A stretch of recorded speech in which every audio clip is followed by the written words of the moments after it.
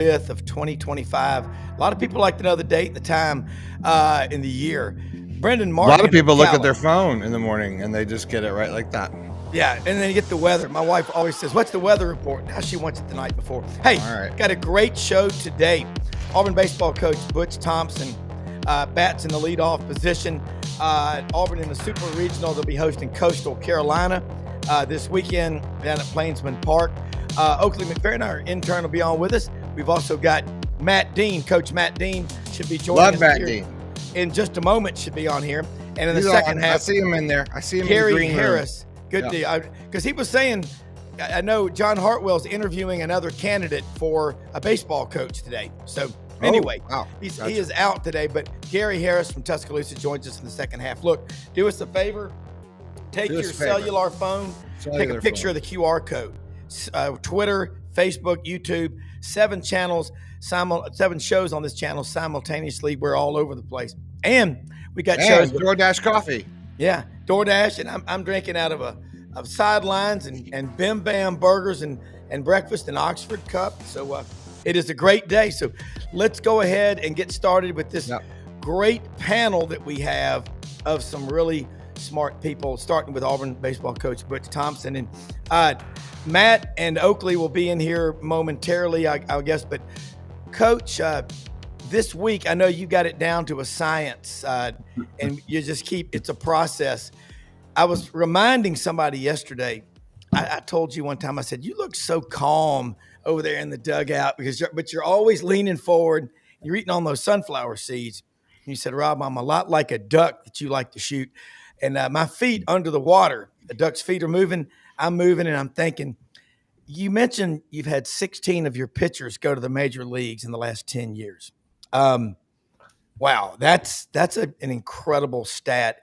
Let's talk about your team and how connected they are going into the Super Regional tomorrow. Yeah, good morning, War Eagle. Hope things are great. This is an exciting time for the year for us. I mean, this is what it's all about. So, Sweet 16 for our basketball folks. That's 64. All those regionals around. It's hard to kind of people to equate and keep up. So I always use like the Super Regionals as a Sweet 16, and you're trying to make the Elite 8, and you got one team standing in your way. We got a Coastal Carolina team that's pretty good, and only 21 games in a row they've won, and 51 games. They've won the most games in the country, and come in here as the hottest team in America. So, but they do stand between us and a third trip to Omaha since 2019. So.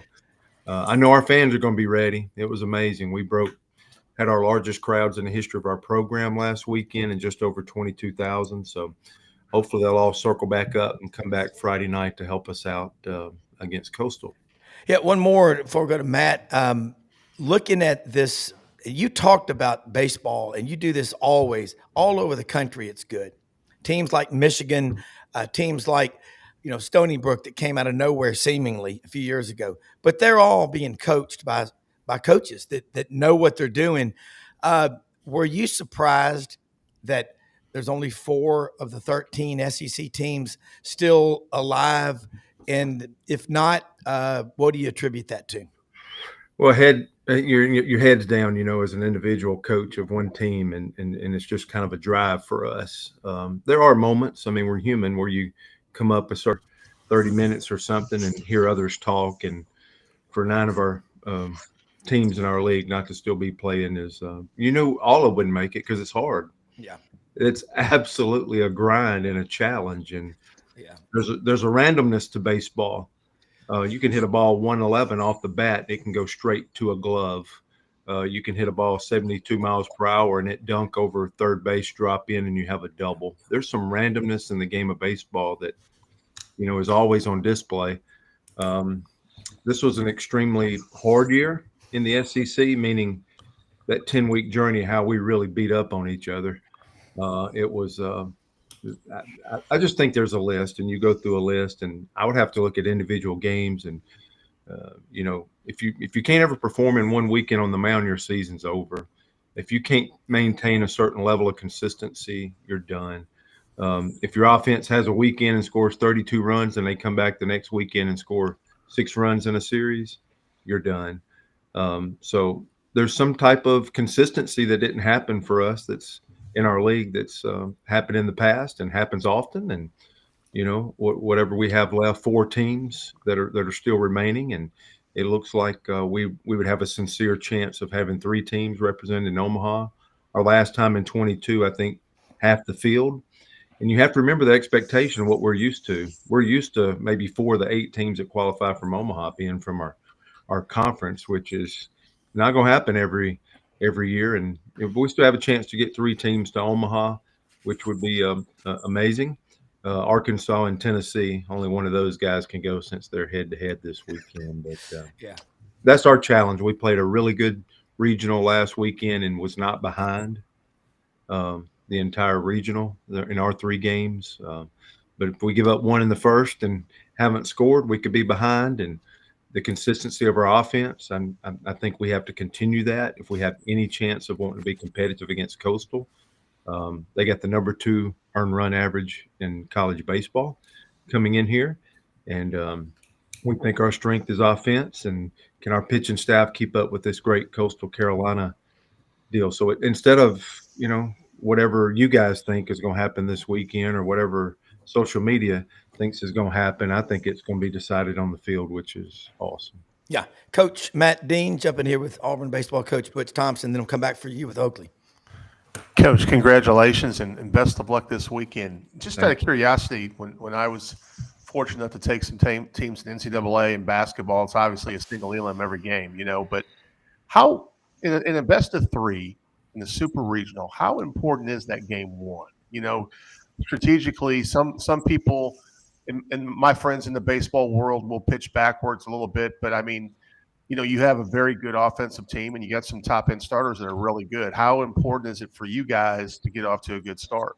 Yeah, great question. You have to put your best foot forward. So my 24 years in the Southeastern Conference, that game 1 of a 3-game series is, that 67%, chance to win a series. So we're throwing our best guy for the whole year.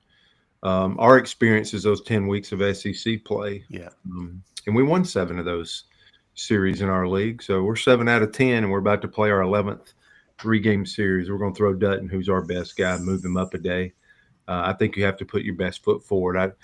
But there's been some great coaches that I've coached against and been with, and where you throw like your number 1 on game 2. Right. That's a strategy. And I can see it regular season and, this guy needs a break or et cetera, et cetera. But this feels like the one where your season's over. This is not pick up the pieces in the next few weeks. This is you have to throw your best guy. And I think you're throwing the first game for your team because of that. I mean, almost 70% of the time you win a series. And I don't mean somebody can't beat you the next 2.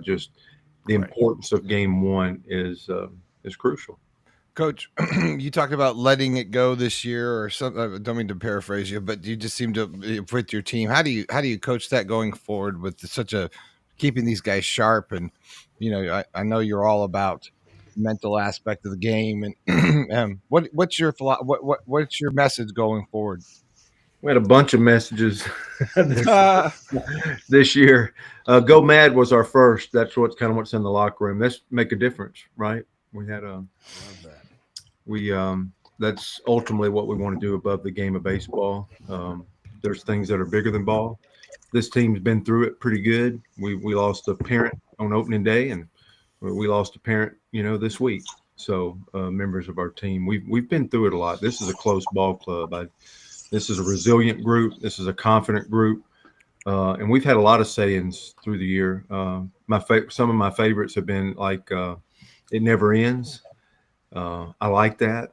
That's even from a faith perspective, man, we think of that. If it never ends, that's something to hold on to. Yeah. Just absolutely stay in it. And when something negative happens, we just go like it never ends. And it just gets you right back into the next at bat, the next thing.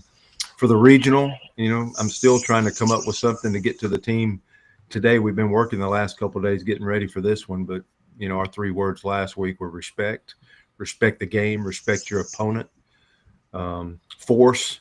We're not going to sit here and be able to play patty cake with another team. Somebody's got to enforce their will. Somebody's got to absolutely, put force into a baseball take calculated risk and the extra 90 feet, et cetera, et cetera.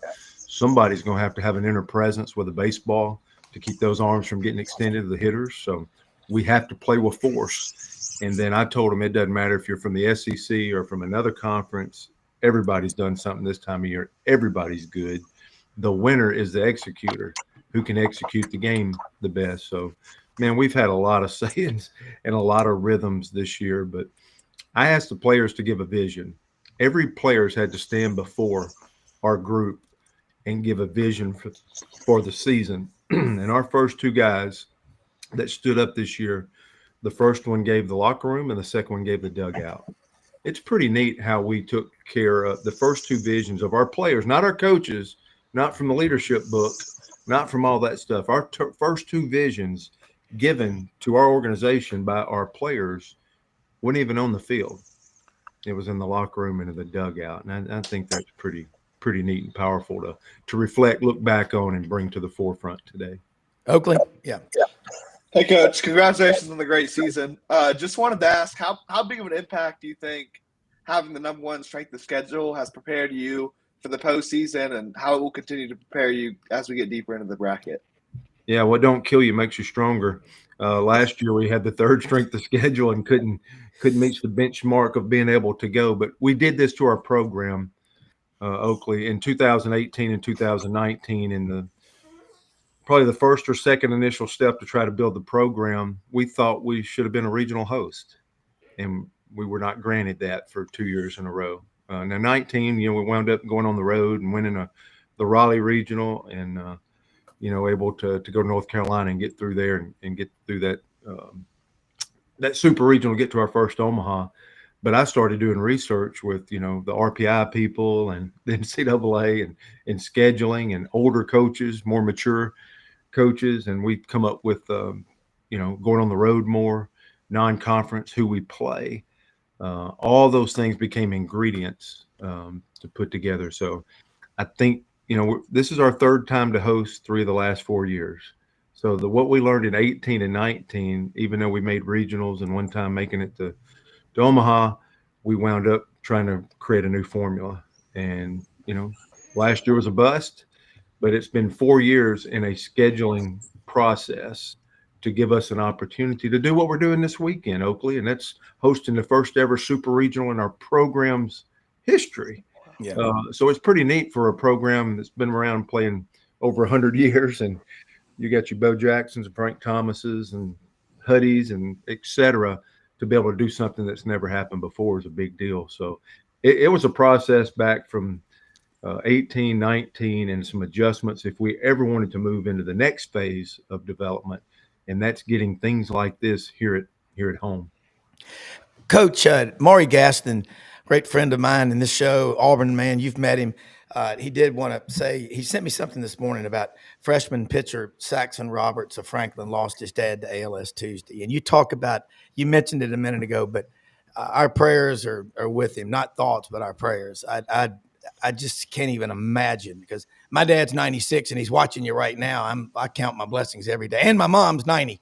And boy, that's got to be tough on that team. And talk about, I think it was how connected your team is, and especially a freshman pitcher, anybody to go through that. Yeah, I can't imagine. I lost my dad in 2018, but a grown man, I can't imagine being a freshman in college. And what I'm doing as a head coach is I'm honoring the wishes of each family. There's not a blanket way we handle this. Yeah. We are just fulfilling the wishes of the family. Some want more privacy. I can't believe we went through this twice this year. This is not normal. Yeah. For this age group and for my experiences as a college baseball coach.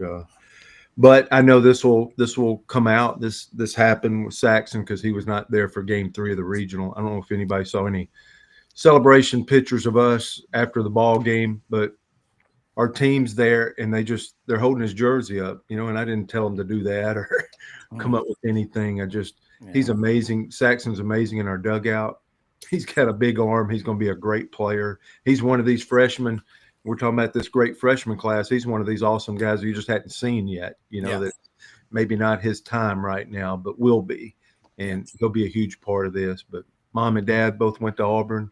The dad, Derek's an amazing man. Three years ago, he's stronger. He could have tied me into a pretzel. He's just jack, strong, full of life. And then to see that horrible disease and what it can do and how quick it can happen is disappointing. But we're trying to do a lot of privacy with this family. This is kind of the first time it's come up on a forum like this, and hopefully, I did see something out there of they're having the funeral, I think, on Friday, and I think the plan is to hopefully have Saxon back in our dugout making a difference on Saturday. Well, you got a lot of people of a lot of schools that they love it when you're on here because you tell it like it is. Matt, jump back in here with Coach Butch Thompson as they get ready for the Super Regional, because this is a big deal. I love the background too, Matt. Matt's an old basketball coach, and he's going to get back on the bench this year. I want to see starting what do you call it, May and June madness. We got to come up with a name for it, Matt, for baseball. This is big. Coach, this is probably maybe a first-time question for you, but I was thinking, I've been a site rep for NCAA games before in basketball. I've coached in NCAA games. Our baseball team ended their season in Division III in a regional up in the St. Louis area, and one of the things that we experienced in round one was a 5-hour weather delay. We had a tornado come through. Those straight-line winds knocked the power out of the ballpark. The city of Edwardsville in Illinois had to come through and take care of us, but we played the game. And I guess my question for this weekend, not knowing the meteorology, but you only can control what you control. How's the weather look for this weekend? I guess that's my question. You guys look like we're good and no stoppages and those type of things. Yeah, it's been the worst spring of our life weather-wise. I think 6 or 7 of our 10 SEC weekend series were affected, either turned into doubleheaders or game times moved, etc. Our practice was impacted yesterday. Yeah. And I see a rain chance. It's laughable now. But I think when you say something you can't control, this time of year, everybody dreams in August. This team come in here in August and they're like, man, we can't wait to go to Omaha. That's what we're shooting for. And like I said, buddy, you'll have 60 games under your belt. Somebody's going to be hurt. Yeah. Nobody's going to feel 100%. We better get some stuff squared away right now.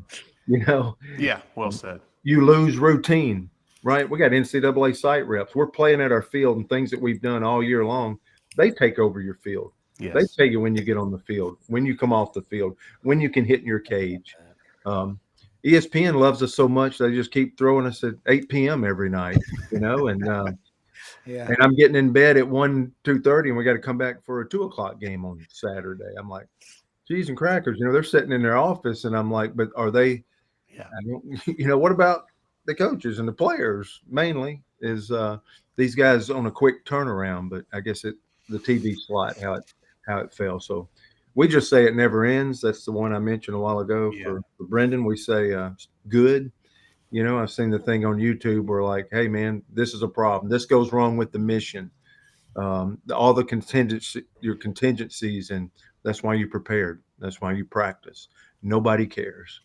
And if you're ever leading an organization, if you're ever tired, if you do tired and you allow people to do tired, you're never getting to any finish line whatsoever of quality. So that's a good one to say right off the bat, is like, you're not allowed to be sad till the season's over.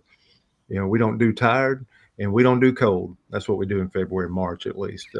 And then that one kind of dropped now that everybody's sweating buckets, but now it turns into we don't do tired. I kind of got every month of the year, I kind of have a slogan that would help lead if people will listen. There's no crying in baseball, Coach. There's no crying. When it's over and you got the last out, you can cry me a river. Till then, you're not allowed to be sad till the season's completely over. Oakley, jump in here, because you're a student at Auburn and you're going to be a sophomore. This baseball is, I think it's just growing every year. What is it about college baseball and this Auburn program that you love so much, besides this guy right here from Coontail, Mississippi? I mean, I think you mentioned it a little earlier. It's the fact that in baseball, every game, anything can happen. Like, there's no football. You kind of get an idea of what's going to happen.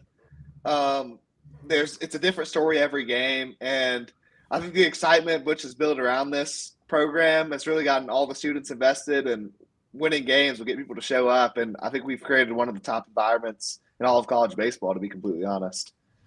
Yeah. I would agree with that. And also the app, Andy Burcham and Brad Law. Holy cow, Coach Thompson. Last weekend ESPN Plus had the games on, but this week it's on the regular ESPN. How big a guy are you on routine? And by the way, Oakley, great T-shirt idea. Butchisms, okay? Don't let the moment be too big. You've got so many sayings. You really ought to. There ought to be a T-shirt for that. We're actually doing a T-shirt. I hope it's delivered to us. There's a great apparel company I've connected with, and every saying that we've had this year is going to be written on that shirt all the way around that shirt. And it's all right. I gave you a couple of them. There's 3 or 4 more there that we've said throughout the year. That's pretty cool. But yeah, I think people give me a hard time. I can only imagine. This is one of those teams that I'm close to, and I can't explain it. I've loved, pretty much every player that hadn't taken a swing at me. I've loved them for my whole life. It's special, but this group here, they'll be coming back. This group will be part of my life, whether they win this next leg and get to Omaha or not. This is one of those defining groups that moved you. And in 10 years, I think we'll be coming back together and honoring this group. This was a special group, regardless of how far they go. But I think they're going to be mimicking me a lot. I can catch them sometimes when I walk in the locker room. They didn't know I'm in the building. I can see them over there saying stuff or walking around a certain way with a limp, trying to make fun of me. But in some way, shape, form, or fashion, I think that's pretty endearing, at the end of the day as well.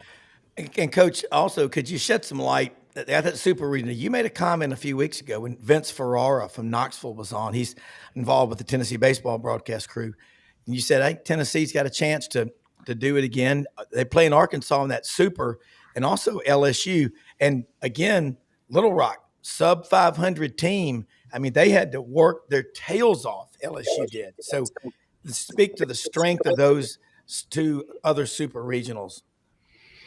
Yeah, well, Arkansas and Tennessee, I'd like to, if you're saying would I like to go watch a series other than what we're doing right now, I'd go to Fayetteville. Just to watch the act, the whole who knows what's going on. Oakley's talking about you never know what's going to happen in a ball game. Yeah, that would be fun to watch for sure. Tennessee's just undeniable with their talent. That is a confidence infused type deal. It's probably a little more brash. Everybody's got to be themselves. The best version of yourself is being yourself instead of trying to be somebody else. And I think they've done that. Hopefully, we've done that for our own program. But Arkansas is hard to beat, and they're hard to beat at home, and there is some advantage to that. I think Tennessee's already been to Arkansas this year, so this is a return trip of another 3-game series and an opportunity to play it back and do it again. LSU just will stuff. That program, I watched a little bit of them in Little Rock, and Chris Curry, who's been an amazing coach. He was at Arkansas a little bit. He's got some Mississippi ties. Was the head coach at Meridian and played at Mississippi State, so he's a good friend for a very long time. I'm not surprised. That's just a gritty, consistent guy that's done a great job with the program, and they rose up in a moment. Baseball can allow you to do that sometimes if you got a bunch of kids that don't care. If you got a bunch of dirt bags that just will throw it out there, and that program did.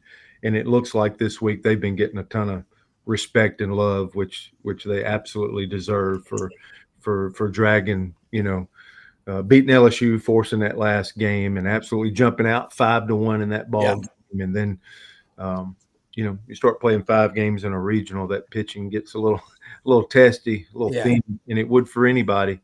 And but that LSU is just one and one and one in waves, and they know how to do it. So I expect success, and Arkansas, Tennessee would just be fun to watch, and we'll see. I'd like to get the teams that are left. I'd love for the 3 opportunities for our league to be able to cash in this weekend.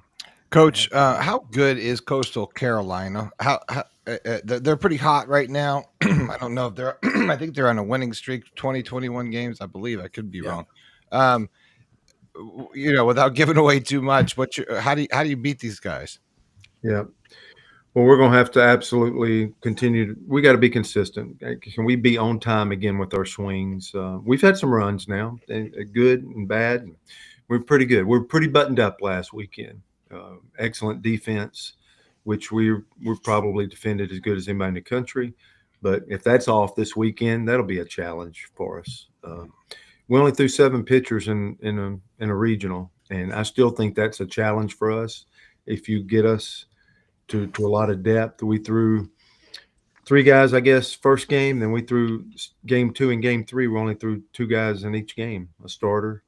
We were able to pass the baton at the end of the start and get to a reliever, and not just get out of that inning, but that reliever was able to finish a ball game.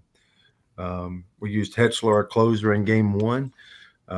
It might be where you have to use him a couple of times this weekend, and how's that going to go without him doing that a whole lot? And I say our pitching has got to stand up, and those 5 or 7 guys have got to be ready to go again and pitch great. And they did last weekend. It was competitive.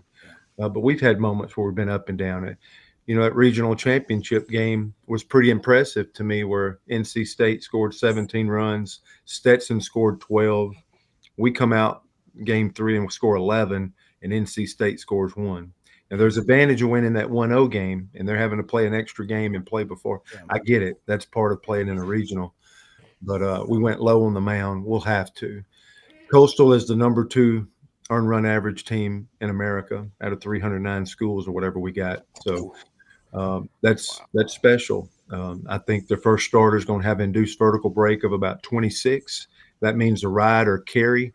We've been used to, even playing the SEC, how much we want to brag at how tough that journey's been. We've been seeing an average about 22, 23 inches of induced vertical break. So you're talking about this thing's hanging on a clothesline even better than anything we've seen. And there's nothing to duplicate it. Taking a left turn. Yeah. So there's nothing to duplicate that except for the machines in the cage. Yeah. To be able to get it to create that type of spin to hold a line. There's a lot of respect there. They got a left-handed reliever with a .61.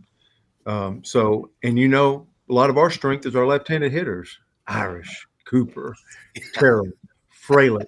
They're going to have an at-bat against him in a moment. And my thing is, it ought to be about their 20th at bat whenever that happens, Friday, Saturday, or Sunday. So we come out of this thing Monday like this left-handed reliever, they're having at bats against him either virtually or either mentally in a cage or doing whatever. This needs to be about their 20th at bat, because one of these guys, one of our lefties, that guy is going to come get right in their face in a moment in a ball game. And are you going to win that moment or you're not? That's going to be a big deal. Offensively, these jokers, if you're really going to sit here and watch our super coming up, they have over 150 hit by pitches, which leads America, which is mind-boggling to me. They've stolen over 100 bases. We're trying to prepare for the safety squeeze, the action. Kentucky comes to mind, a team that absolutely will have the HBPs, not move, play for it, run a ton. And so hopefully that experience to draw back. But that was a comparison that we gave our team. I'm not sure they're sitting there like a lot of SEC teams trying to go first, second, hit the 3-run homer. But I think what they're trying to do is the paper cut, 1,000 paper cuts and slash you, and they're trying to score a run every week, every inning. And buddy, if you're not on your P's and Q's, that can be ultra effective. So we got a lot to prepare for, but mainly it's we got to do what we do, and we have to be able to apply force again and execute great. It's good to know your opponent, respect your opponent, but we're going to have to be consistent again. We need to be the same team we were last weekend this weekend. Yeah. Coach, I know you've been so generous with your time. I know you got to get going. Dave Cody watching the show right now out in Bellingham, Washington, Auburn man, and longtime sportscaster in Austin said, wishes you nothing but the best. And I got to tell you, I got to have several of those T-shirts, and I will buy them when they are I will available buy of them. I Butchisms will love them. because I got to get one for Brendan and everybody on this panel here but I love it. Mad, make a difference. That's a good takeaway. But I know you're busy. But if people want to reach you, I know within 6 months. I know the Go to the drill. But go to the regional. yeah, go to the regional this weekend. Rob's like, here's your number, help Coach. you? Yeah. No, not doing that. No. But the super regional this weekend for people that want to go.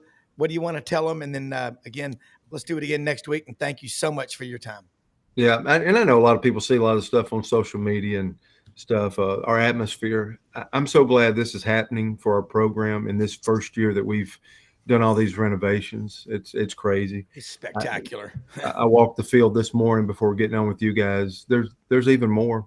We're trying to get above 8,000 this weekend and try to smash what we did last weekend. And it's awesome to have an Auburn family that I know is going to show up. It's pretty neat to have an administration too that absolutely, instead of just sitting there and looking at the place and like, hey, let's do what we did last weekend. We're building erector sets and more opportunities. We're putting seats above the batting cage for this weekend. It's nice. Sometimes when I've been in a position to where somebody had said, man, you're landlocked, and it's pretty nice to have an administration and a vision to where we're not landlocked, we're vision locked. And for them to even try to build upon what we did last weekend, that's a good mindset of whatever you're out there doing. And you're like, man, this is good enough. Man, keep looking for little ways to always continue to try to make it better. And even if things are slow and you're in a tough spot, keep trying to keep having a vision to try to keep building. Well, Coach, listen, if I'm able to come down this weekend, I'm going to bring you some Memphis ribs from maybe the Rendezvous if you get hungry. But I know you're going to be dialed in, laser focused. But thank you and the best of luck. Yeah. You guys have a great day. I always enjoy visiting with you. War Eagle. Good luck, Coach. More than you know. Thank you, man.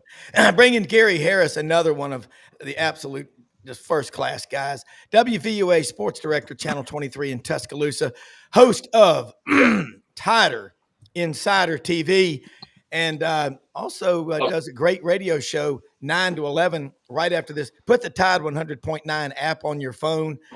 Man, drill down, as Brendan says, drill down local.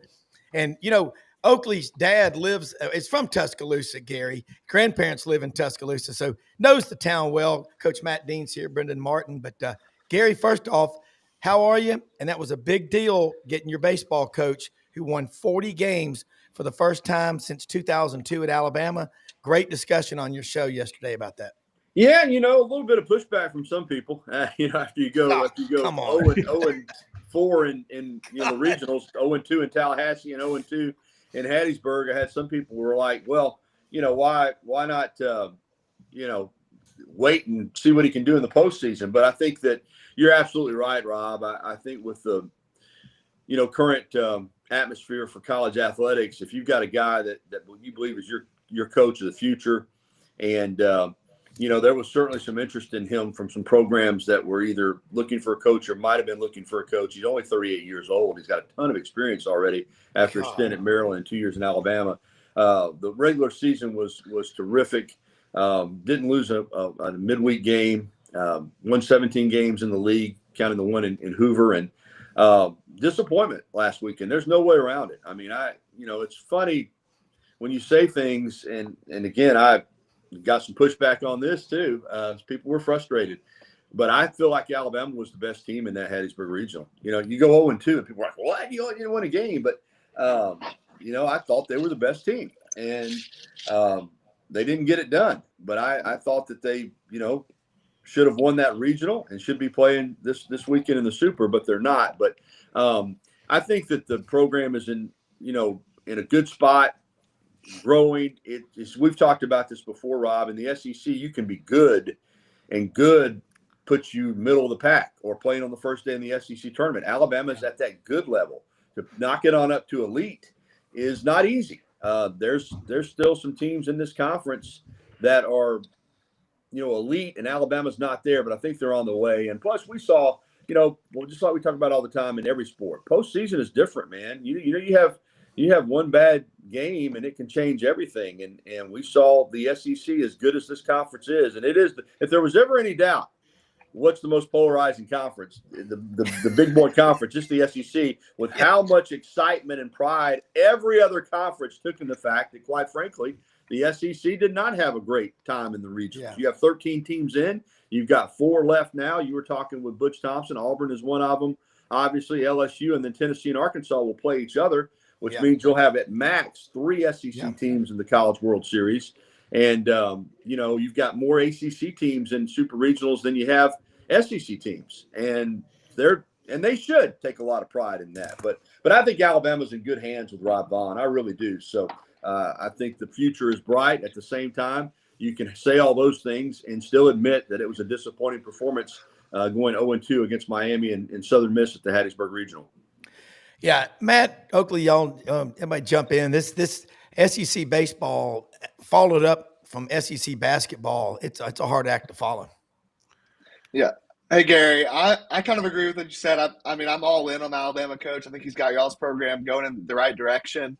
It's not going to happen immediately, which we've seen over the last, even though y'all had a good regular season, we saw didn't go as planned, but you've got Justin LeBron coming back for another year. That's best as any hitter in the country.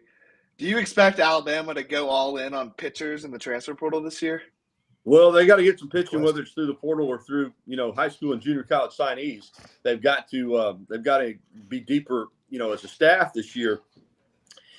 I think they were one starting pitcher short in terms of the SEC rotation on the weekend, and they just didn't go very deep. I mean, for the most part, they kind of used 6 or 7 pitchers all year long, and we're a little bit pitching short. So yeah, I do think Oakley, they've got to get better at the pitching. One thing too about what you said about, good regular season, trying to move it up. A lot of times, again, it comes down, Coach Siobhan said last week, you are judged, you remember by what you do in the postseason, but you can be a lot closer than you think. A hit here or there, a strikeout here or there, and Alabama wins those 2 games, and maybe they're moving on to the super regional. You look at Auburn last year, didn't even make it to a regional, and here they are, a couple wins away from the College World Series. So when you're in this league, like I said, going from good to great is not always easy, but it might only be a hit or 2 away. So I think Alabama next year could be a team that, it's 26 years and counting since they've been to Omaha, which is just remarkable to me.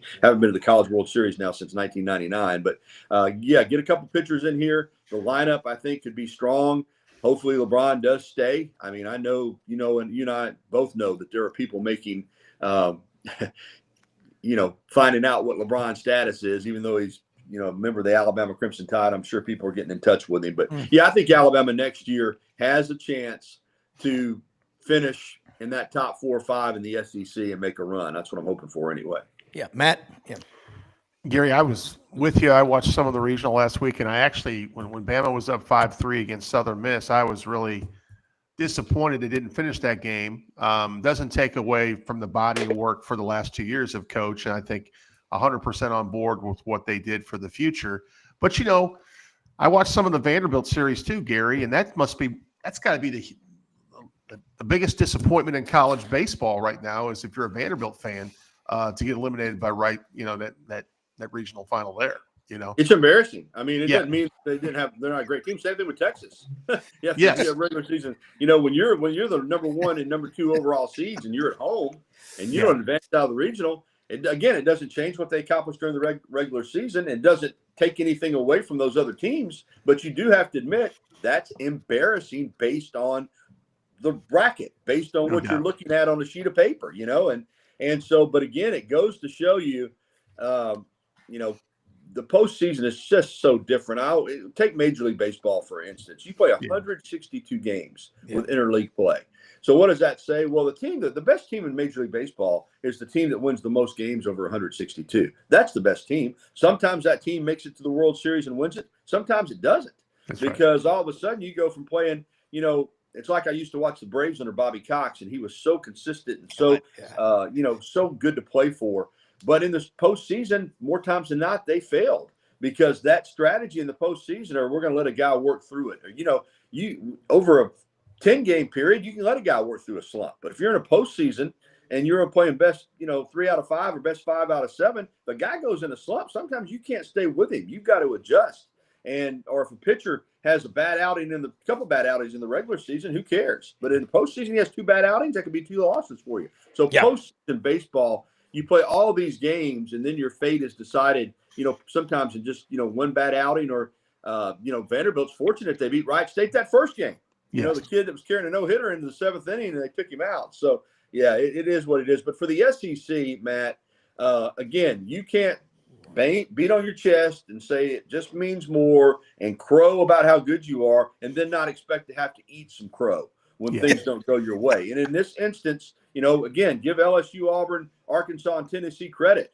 But for those other 9 teams that are out, you got to be willing to eat a little crow. You know what I mean? Yeah.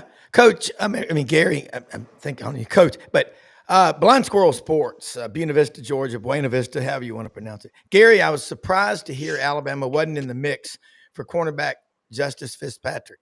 How did Kirby's relationship with Minka impact the recruitment of the younger brother? Minka, an absolute stud from New Jersey. I think he had some family, though, in Union Springs, Alabama, but one of the best players ever to wear the crimson jersey. A comment about that, if you can, and hopefully Brad Bellamy, the GM from Landers, will be on because he's itching to ask you some Alabama questions. But I'm curious about the Fitzpatrick. Yeah, well, Minka was one of the best players to ever play here, no doubt about it. Been a great player in the NFL as well. As far as Justice asked Rodney that same thing, and I just think it was a situation here with this particular coaching staff and with what they're doing. And you're right, Kirby's relationship with Minka, no doubt, and that family paid dividends. I don't think Alabama was ever that heavily involved, Rob. I just don't think it was a situation where they recruited him near to the level that other schools did, including Georgia. So that's the only way I can answer it is Alabama kind of, as we say, went in another direction. Well, you ain't going to get everybody. I mean, like sometimes guys, their whole life grow up pulling for a school and they end up going somewhere else because they offered a scholarship. Oakley, you're at that age now. Gary's talking about that top player for Alabama. He's an Alabama player, but he's getting input and calls probably from all over the country. I don't think you're any different than I was when I was almost 19 like you. I just think it's all about the culture you're in. Don't you think? I mean, yeah, that's the reality of college sports nowadays. And we do all this blaming of the players, but when you've got – what would you do when you're 20 years old and you're getting $2 million thrown your way? I mean, you're going to take the pay raise more times than not. So I think that it's an institutional problem rather than a player problem, and that's something we've got to get fixed through college sports. And I think the tampering has really gotten to the next level because there were some people floating around on Twitter, don't know how true it is, about Justin LeBron entertaining other schools, and that's straight up tampering. He's still on the Alabama roster. So yeah, some problems there and some things we need to fix. Yeah, sure. Yeah, that is. And Gary, he's looking at Alabama, and you saw the strength of schedules. And I heard this last night on the Chuck Oliver show. I always give credit where I hear it. And Heath Klein was filling in for Chuck last night. I listened to it when I was hiking. 15 of the top 16 strengths of schedules going into this coming season are SEC schools. The only one that wasn't in that top 16 was Missouri, and they're at number 20. Big Ten, and Matt knows the Big Ten well. We play 9 games. Y'all only play 8 in the SEC. The closest, the only one of those teams in the top 16 from the Big Ten was Wisconsin at 15 or 16. What are you for, 8 or 9? And if it's an additional $8 million per school for an additional game, what do you think is going to happen? You're asking me? Yes. Well, I like the 8 game model myself because I just still like having the flexibility outside the conference. Yeah. As you pointed out, though, Rob, economics could very well determine all that these conferences do going forward is going to be about money. I mean, that's just the reality of it. Surprise! I mean, that's why you're playing these conference championship games. So, I have no doubt if there's going to be that much revenue, additional revenue related to playing a ninth conference game, that at some point they'll probably, implement a ninth conference game. I like the 8 conference model. And one thing too about the strength of schedule, and somebody pointed this out to me in baseball after the SEC didn't do too well, and it applies in football too. The SEC is the deepest conference. There's no doubt about it. But the way these metrics are set up, in baseball, the RPI, somebody sent me an example of it. You played an SEC game and lose, your RPI could go up. And, because in some of these other schools would play some of the schools in their conferences and win, and their RPI go down.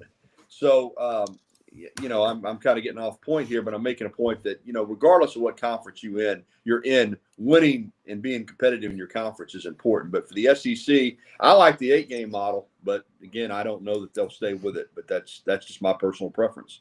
Even with 16 teams, I like having that flexibility out of the conference. If you add a ninth conference game, you're going to see fewer of these SEC teams willing to play marquee non-conference games. Except when they're contractually obligated, like Florida State, Florida, South Carolina, Clemson, and Georgia and Georgia Tech. Matt Dean from Davenport, Iowa. Your thoughts? No, I agree with Gary. 8's plenty. The Big Ten, if they want to say that 9 is better, I think it waters it down, because if you go from top to the bottom, historically, the Big Ten in football has not even been close to the SEC. Last year was different because Indiana had a resurgence. Signetti did a really good job, really good portal quarterback. They had some portal players from James Madison. And, I think you get that 9th game. Sometimes you get teams, because of the imbalance in schedules, you get a team with a watered down schedule. Indiana was a great example of that can sneak through and make the playoffs. Gary, I was just looking at that Bama schedule that they put on the board there for us.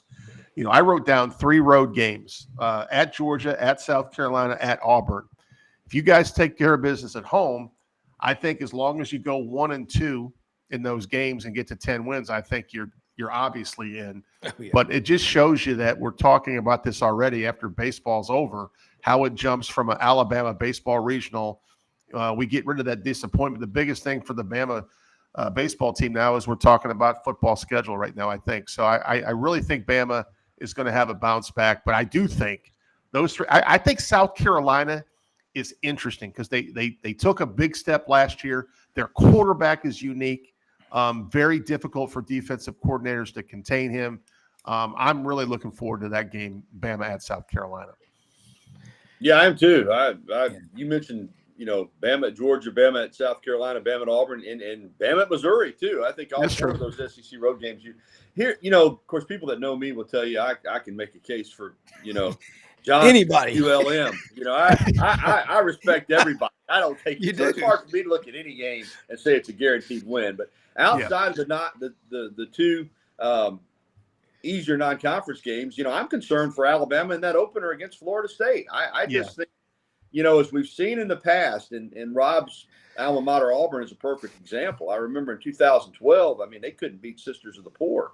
And it was 42-0 in the Iron Bowl at halftime. Think about that for a moment. 42-0 at halftime. And the very next year, Auburn played for the national championship. And I think Florida State, I'm not saying they'll play for the national championship, but I think they could have a similar trajectory this year of going from just a complete washout last season. They've got athletes. I think bringing in Malzahn will be good for their offense. So I think right off the bat on August 30th, even though it's a non-conference game, Alabama better strap on the chin straps tightly when they go into Doak Campbell. I think that's going to be a competitive game. Yeah, when Chief Osceola comes out on Renegade and throws that spear at the 50. And remember the great voice of the Florida State Seminoles, Gene Deckerhoff, Florida State football, and Coach Bobby Bowden and the Seminoles. This crowd on a Saturday night in Tallahassee, and the Spanish moss is flowing, and here comes Chief Osceola. What an atmosphere that is. And I get so excited about this stuff. Oakley, take over. The coffee's kicking in. Yeah. Is there any update maybe on the quarterback battle as we head into the summer, and maybe when you're expecting an announcement for the winner? Well, I think the update, Oakley, is just as it came out of spring when, Ryan Grubb made a pretty strong statement that if we play tomorrow, Ty Simpson will be the starter. Now, they don't play tomorrow, but I think that he clearly went ahead and laid out this is the order in which we're going into fall camp with Ty Simpson as the starter and the other two, trying to catch up, so to speak. Of course, they're younger with Austin Mack and Keelan Russell. And, of course, I want to mention, since I'm mentioning Keelan Russell, just prayers for his family with reports that his twin sister passed away here in Tuscaloosa. I don't know any details other than that, but those reports that came out yesterday and last night. But I think Ty Simpson is the guy that's going to go into fall camp, and he would have to, in my opinion, lose the job. I expect him to be the starter against Florida State. And for Alabama or any school, it's always best that the guy who starts the first game starts the 12th game. I think that means, everything's kind of in alignment. So I think that's where they're headed. Now, as far as an announcement, nothing prior to fall camp. And, they might even wait. I wouldn't be shocked if Ty Simpson comes out and performs well, that at some point in fall camp, Kalen DeBoer announces that he'll be the starter. And also to backpack off that question, do you have any worries if it is Ty Simpson, very little in-game experience, maybe worries about his first game going into a tough road environment? Oh, sure. Tallahassee? Absolutely. No doubt about it. I mean, even though this will be his fourth year here, he has played very little. And, I'm concerned. Again, you just don't know how these quarterbacks are going to react when it's their team. And, this is one of those years I would prefer Alabama be starting off against an easier opponent, a directional school at home inside Bryant-Denny, just to get a game under his belt. But that's not the scenario. But sure, I'm concerned because you never know how these guys are going to respond as a quarterback until you put them in that environment. And, we'll find out 2:30 Central Time, Saturday afternoon, August 30th. See, you just answered it. At least it's not a night game at Doak Campbell, because It's better than an insane atmosphere. Although it's going to be hot, brutally hot. Yeah. Yes, of course. No It'll be humid, of course. But Gary, I know you've got to get going here and do your show. What are y'all talking about today, and how can they follow you? And as always, thank you so much for sharing your time with us. Well, my pleasure. We're going to have a recruiting update today as Alabama gets ready for another big visit weekend. We're going to be talking some more about LeBaron Philon and his impact on the Alabama basketball team. I have said I think he's the biggest, even though he's already on the roster, it's the biggest addition for next season, bigger than anybody in the portal or anybody that they signed. And then tonight, local sports on WVUA 23. So the Gary Harris Show, 9 to 11 on Tide 100.9 FM. That's Tide109.com. You can download the app. And then the Sportscast, nightly Sportscast, WVUA23.com. We also have an app that you can download there as well. Thanks a lot, guys. You bet. See you, Gary. Appreciate it. See you next week. Yeah, guys, what Gary's talking about, that opening game at Florida State. And great question, Oakley. And I like it. Instead of piggybacking, Oakley's got a new one, backpacking off of that. I like that. I like that. But, trees and grass both start out in the same place. The trees don't hang around. Is that like a celebration backpack that they wear at FSU when they do cool things? That's about the coolest thing I've ever seen. Yeah, that's right. I got the backpack. I just want to know, how do you become chief Osceola? That is tough to be cool. And don't talk about Florida State like that ever again around me. Hey, it's a neat atmosphere. It sucks. Okay. Well, it's an intense atmosphere. We used to play them. Auburn used to play trashy. Okay. But look, let me tell you, tomorrow's guest, we're going to have a cool guy on here, y'all. Dave Bartu, Matrix Analytical and CAT Athleticism Testing in Portland, Oregon. I've been listening to him. Did you just say he's a cat tester who's going to get us out of the Matrix from Portland, Oregon? Because that's what it felt like. You betcha. No, but basically what he does, Dave has a database going back to 2010 of every football coach in America, head coach or assistant. And they find ways to match up staffs. They do the analytics on the numbers. And some of the research that he does, like when guys transfer and they go down a level, their average number of starts in the NFL is 1.12 starts. I think he's gonna blow some people's minds tomorrow. He's also a big time hunting guide, elk, and lives in Portland, Oregon, has a lot of businesses. And he tried to get in, to Oregon, couldn't do it. And then he's working with Mario Cristobal. He works with college and pro teams all over the country. This is going to be some stuff that get your pen and paper handy. But before we wrap up, let me just say, Oakley, great job. Matt Dean, unbelievable. Gary Harris, Coach Butch Thompson. Got to say something about our sponsors. But Bye, guys. Do it again next week. And y'all have a blessed day because you make this show a blessing every time you're on. Thank you. All right. Say something about Winter Timber Outdoors in Athens, Alabama. Open every day of the week. That's every day, okay, in Athens between Florence and Huntsville. They're building a 13,000 square foot store in Auburn, going to be opening up, looks like the first week or so of August. Going to be an exciting time. All your outdoor hunting and fishing needs. Right now, you're spending a lot of time at the lake, the river, the beach. Got everything Yeti makes. Your outdoor gear, Dixie decoys, Sitka, duck camp, everything you need, hunting and fishing. The St. Nick's knives, they've got all of it into season sale, 30% off on all turkey items and accessories. So Winter Timber Outdoors, proud to have them as a sponsor of Sidelines. And also, I'm wearing this hat here, LandersFordMemphis.com, located at Poplar and Houston Levee. Hey, if wherever you are watching this show, and we've got people all over the place.